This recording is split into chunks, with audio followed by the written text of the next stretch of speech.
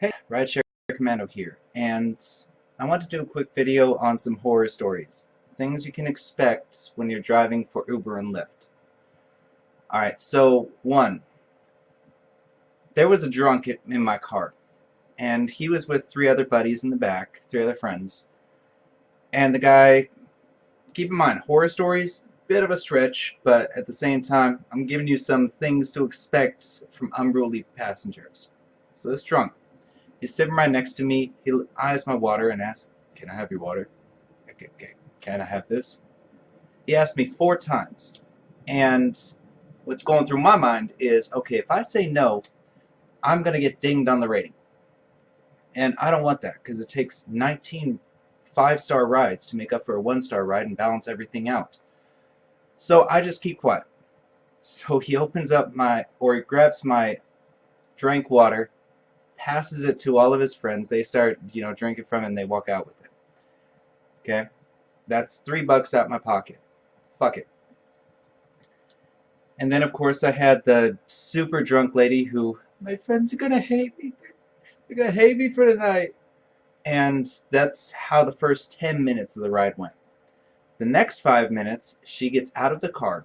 She asks me to pull over, gets out of the car, and pisses by a fire hydrant. No joke. This happened. She gets back in, and I drop her off. I console her because I kind of want her to shut up. And she gets out of the car, but she forgets her keys. So I'm driving off. I get a call. "Oh, come back. Give us the keys." Okay, I'm not getting paid for this shit either. So I go back. I sit there for 10 minutes. I drive up and down the street, honking my horn. She's not there. She disappeared. Okay, so finally I'm just like, you know what? F it. I leave the keys by a little coffee shop right behind a brick so like not every passerby would see them. And I say, okay, here's where they are. Good luck. And I say this on the phone 10 minutes later when her friend finally calls me and says, "Listen, I don't know where she is, but yeah, where are the keys?"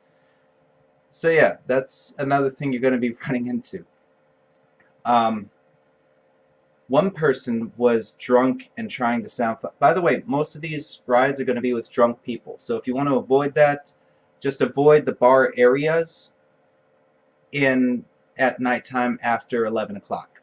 11 o'clock on is when people start getting drunk. Okay, so the next one, they did Lift Line. That's right. And the guy riding in front to pick him up first, and he's a happy drunk. And then we pick up another person, this gentleman, and the other gentleman was not drunk. You could tell right when he got in, he was offended by the smell of this first guy because he reeked of alcohol. And I don't mean like, hey, I spilled some on me. I mean like just coming out of him, he reeked of alcohol. And so the guy in front tries to be funny. And some of his jokes were not the nicest, were not the greatest. Thankfully, I got to drop him off first, but the other passenger was clearly uncomfortable. And that passenger did give me a 1-star because of the freaking drunk in front. Nothing I could do, but that just happens. Another passenger got in, and this is, and keep in mind, I love vets. I love veterans to my core.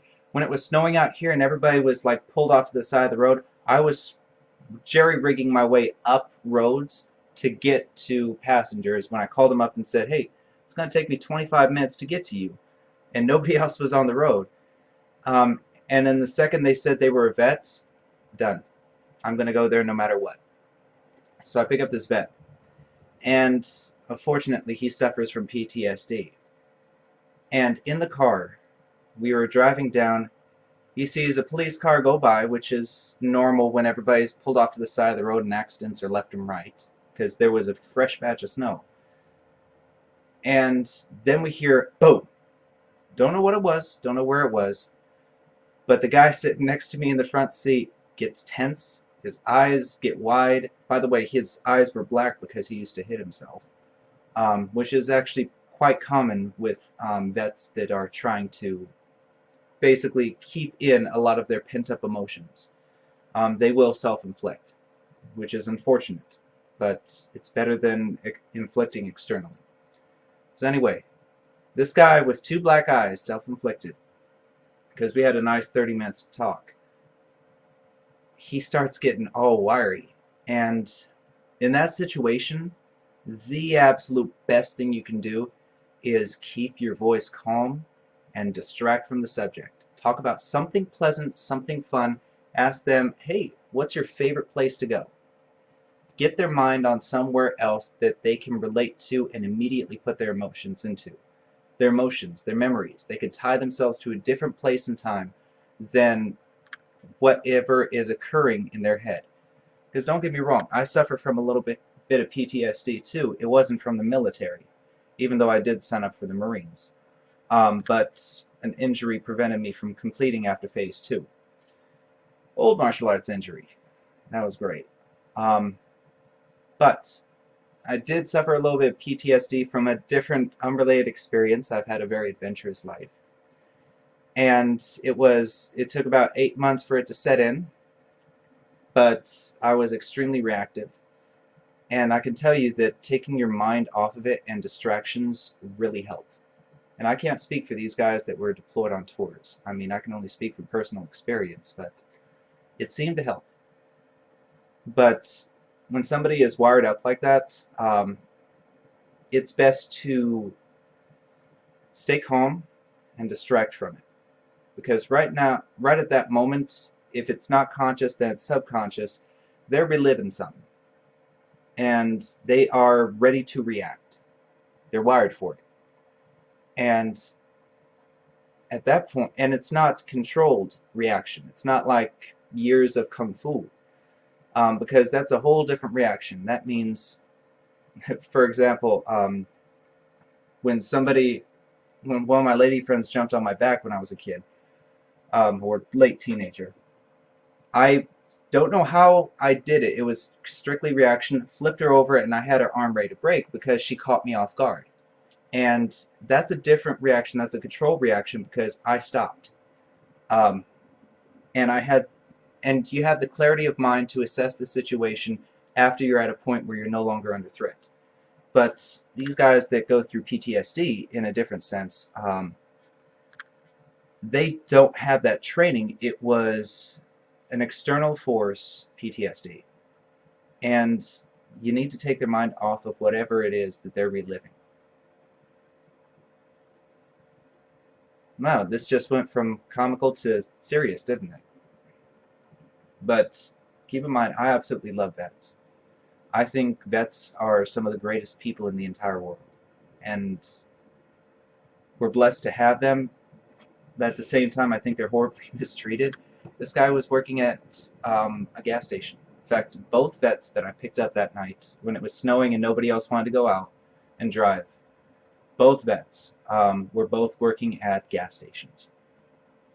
And from what I could get from the conversation, they weren't necessarily getting ongoing psychological treatment, and I think that's the most horrible fucking thing that we could do to them. I have a deep respect for them. I have many family members that did serve in the military. My father was a police officer. My grandfather was a sheriff. I respect any sort of law or military enforcement, period. But these guys go through some trauma that we as humans are not built for. And I'm going to do a video right after this because you guys need to know about certain safety protocols and so on. But whenever you get somebody in your car that is highly wired, you need to stay calm. And you need to assess the situation. If they're upset about something that you can control, you need to try and change it. If it's not something you can control, then distract from the subject. Anyway, I hope this helps you out. I hope this gives you a feel for what you're going to be walking into. And I hope this, doesn't discourage you from driving, but you're going to deal with all types. The same way that a bartender deals with all types. Or, basically you are a bartender behind the wheel. Whether you just, shell them out drinks, aka drive them home, or if you want to give them, be the counselor behind the wheel. That's entirely your choice. I mean, people are people. We talk to people every day. If you want to talk to the person, that's fine. If you don't, that's fine too. All you're there for is to get a job done. And I hope you stay safe doing it. So go ahead and subscribe. I will catch you guys next time.